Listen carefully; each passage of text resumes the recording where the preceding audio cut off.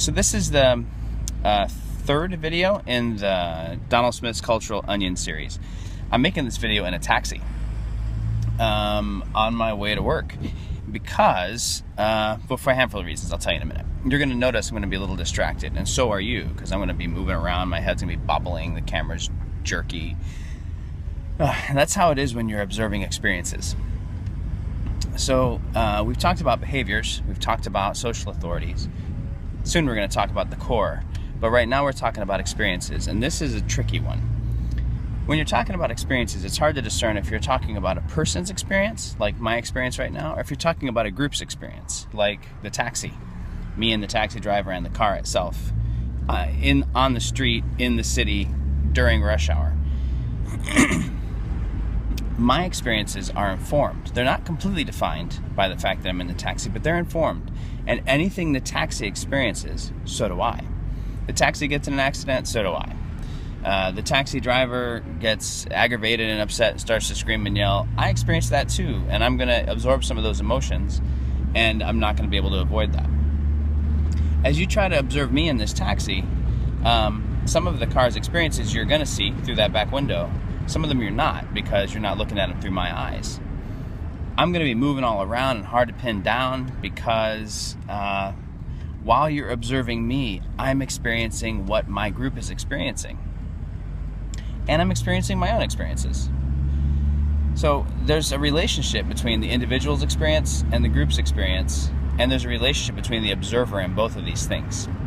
So when we talk about experience, we talk about things like group experience. So, for example, I'm familiar with a particular culture in Central Asia that's been locked up in a war over a very large piece of land that both groups, both countries insist is theirs.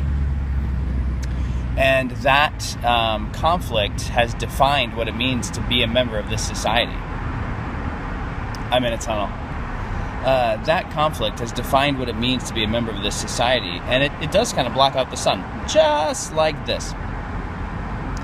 On the nation's website is a special link about this conflict and about how terrible it is and how unjust it is that their opponents are doing these terrible things to them and all of the horrible things that happened. And it's hard to stay vague and talk about historical events, but it's impossible to be a member of this society without sharing that. If you live in the States, you've experienced the same thing. You have when those planes flew into the towers on 9/11, 2001. The entire nation responded as though that had happened to them personally. Now, the fact is, most people in the nation didn't lose someone in those towers. Most people in the nation didn't actually experience a massive hit to their bank account. Some did, and the ripples went, and it informed things like the housing bubble and stuff. But most people didn't experience a personal direct loss. But everyone experienced a loss because we, as a nation, experienced a loss. That is a collective experience. Now, for an individualistic society like the U.S., collective experiences we don't feel our group's experience as personally as a collectivist society will. Here in this society that I live in, people feel that war like their own children are being killed in it, because the boundary of we is much wider, and the meaning of we is a little bit deeper and denser. The more collectivist your society or your subculture, the more you will experience what happens to us as happening to you personally. This I remember this being in a conversation about culture when I was in college. There was a debate on whether or not